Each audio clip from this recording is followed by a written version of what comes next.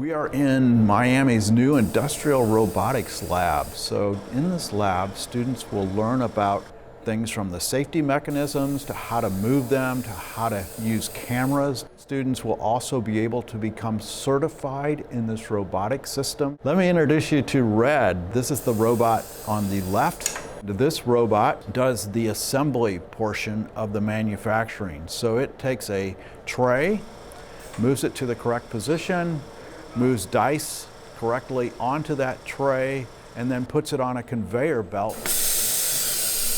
to then move to the robot on the right, which is Hawk.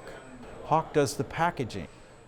So Hawk takes the tray of dice and puts that tray of dice into a box and then moves the box to the correct position, similar to a robotics application that you would see in industry. These are standard arm robots. The other one that we're getting is called a collaborative robot. So it's designed to work side by side with a human. There is a lack of trained engineers in robotics engineering. Industry currently sends them to private courses. But if we can graduate students that already have the abilities, we're satisfying a need of industry while guaranteeing students a very high demand job market.